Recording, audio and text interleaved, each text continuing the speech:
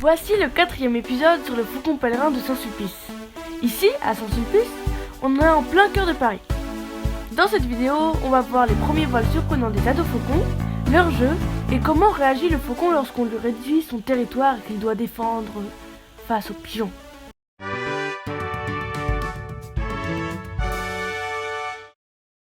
Mais tout d'abord, cela va être l'un des premiers vols de cet ado faucon. Alors, il bat des ailes sur place pour s'exercer.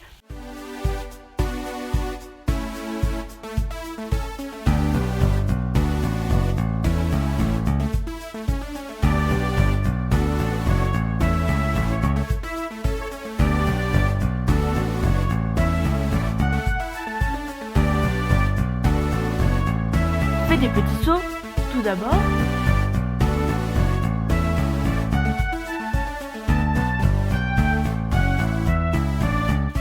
Alors, il bat des ailes sur place pour s'exercer.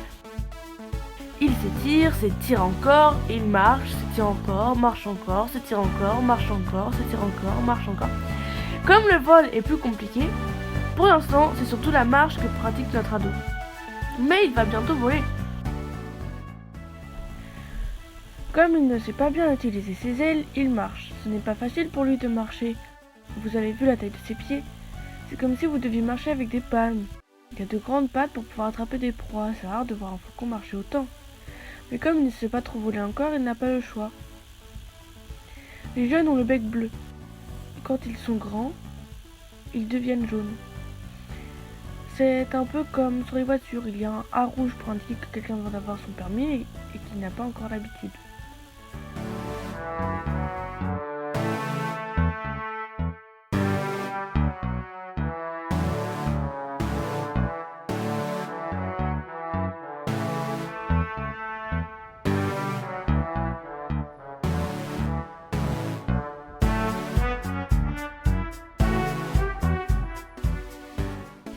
Voici un petit envol pour se reposer plus loin. C'est une sorte de grand saut. Voilà, grand saut. Grand. Mais il s'entraîne déjà à garder l'équilibre en marchant et en courant et en sautant. Il explore son chez lui en faisant des allers-retours partout. Un peu par là, un peu par-ci, un peu par en haut, un peu par en bas. Des petits sauts, encore des petits sauts. Demi-tour à 180 degrés. Ou peut-être faut-il dire maintenant 360 degrés. Il regarde partout notre faucon. En fait, il est arrivé bien en bas au niveau de l'église et il va devoir voler pour remonter. Car habituellement, les faucons ne descendent pas aussi bas sur l'église. C'est exceptionnel.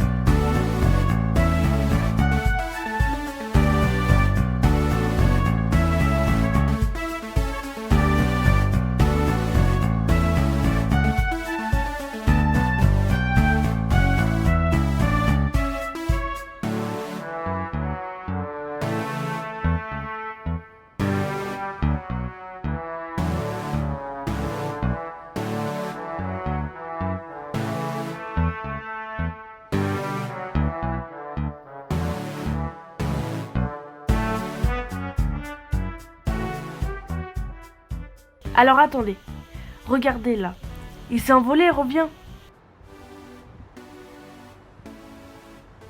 Mais aïe! C'est l'accident! Il a foncé sur le mur de la tour, bien droit et vertical. Pouf! Comme ça, il a fait un pouf! Contre le mur. Ouf! Il a réussi à repartir et faire demi-tour. Mais le voilà qui revient.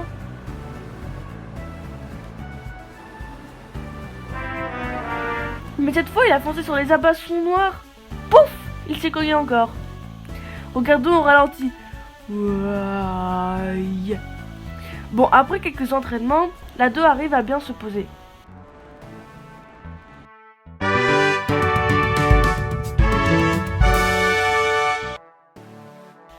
Il y a 2 ados dans la famille. Ils aiment bien se chamailler de temps en temps. Un des ados fonce sur l'autre pour jouer. Ils jouent ensemble, décollent, se posent.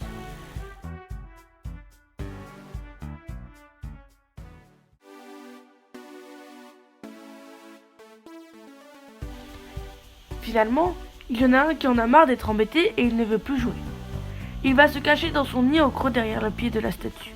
Ça doit lui rappeler quand il était petit. Ou peut-être même qu'il a son doudou caché là-bas.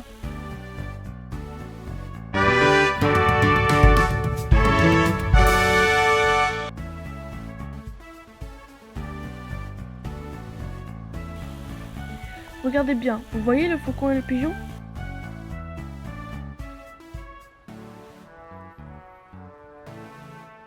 Il y a énormément de pigeons. Et en juillet, les pigeons cherchent à faire des nids. Voici un pigeon qui a choisi cette sculpture pour faire son nid, au creux du ventre. Derrière le coude, sur le dos du lion, seulement voilà, on est en plein milieu du territoire où niche la famille faucon. Juste autour de la statue. Au ralenti, le pigeon se déplace très bien. Peut-être mieux que le faucon, le pigeon est très habile. Il persévère aussi. Souvent, une brindille tombe, alors il fait le tour de la ramasse.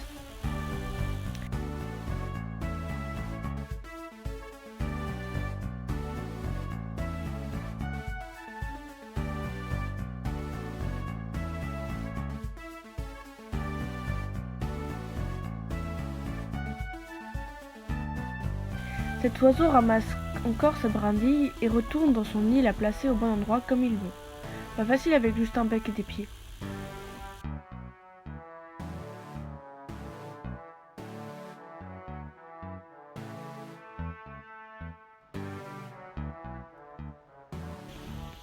Juste autour de la statue, il y a les colonnes qui sont le perchoir préféré des faucons. Et juste en dessous, derrière le pied, c'est là que les faucons ont leur repère.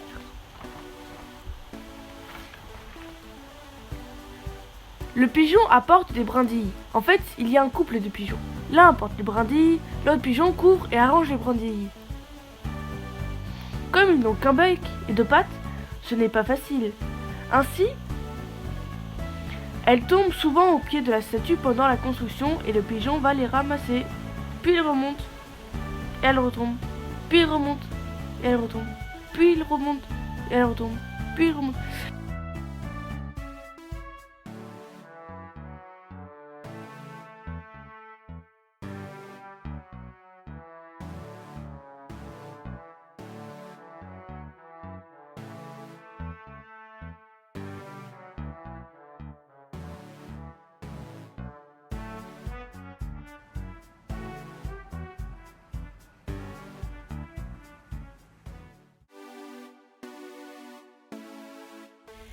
Le revoilà encore, qui arrive au ralenti.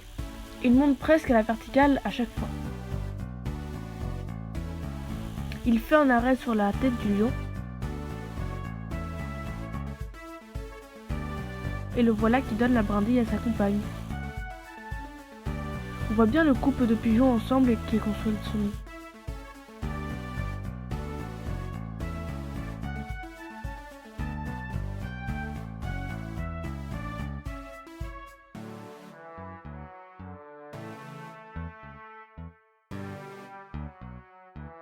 J'espère que vous voyez bien l'enchevêtrement de brindilles juste sous le coude.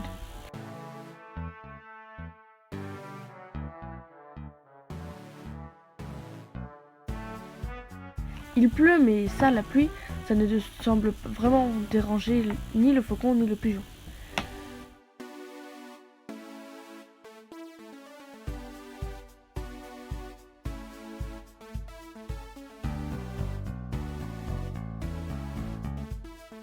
Voici un des ados faucons qui surveille tout ça d'en haut. Et il attaque le pigeon. Revoyons au ralenti. Et il attaque le pigeon. Revoyons au ralenti. Il plonge, rebondit sur la sculpture et suit le pigeon qui s'est sauvé. Le voilà revenu qui s'est posé à l'entrée du nid de pigeon. Il regarde, intrigué, au fond, le nid. Il attend que le pigeon revienne. Et en plus, il pleut. Voilà notre pigeon qui revient, avec une brindille dans le bec. Oups, Il vient de voir le faucon et se pose sur le pied. Mais il a bien l'intention d'aller apporter cette brindille dans son nid.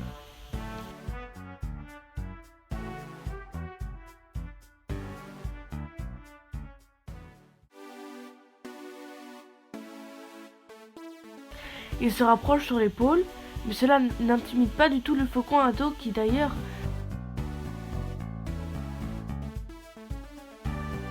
s'élance à nouveau. Mais il n'est pas aussi habile que le pigeon, et en plus il pleut.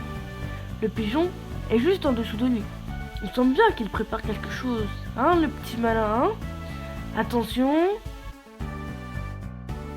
Vous voyez bien le faucon sur le pied, et le pigeon juste en dessous, sur le rebord.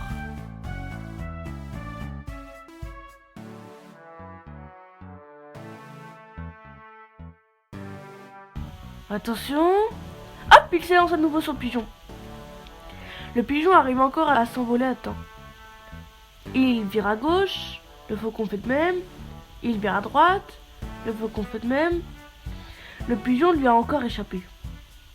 Le faucon revient bredouille sur son perchoir. L'autre ado est posé sur une autre colonne. Une fois le faucon parti, le pigeon revient continuer la construction de son nid. Voilà un autre pigeon posé sur la tête d'autres sculptures. Tous cherchent à faire leur nid sur la tour. Mais lui aussi sera chassé par un faucon qui prendra sa place sur la tête. Et là, vous voyez le nid du pigeon, au creux du chapiteau? Tout au fond, regardez, il y a un pigeon caché. Et les faucons ne l'ont pas encore repéré.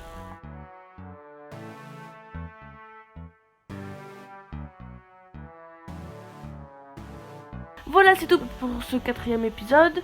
Et dans la prochaine vidéo, on verra les vols des faucons avec l'apprentissage de la chasse et du vol par les parents. On verra comment le faucon réagit face à une licorne. Alors abonnez-vous pour ne pas rater la suite de l'histoire de la famille Faucon de Saint-Sulpice. Partagez la vidéo avec vos amis qui aiment les faucons ou Saint-Sulpice, les deux. Ou juste ils aiment les animaux, ou juste c'est intéressant et partagez. Et activez la cloche.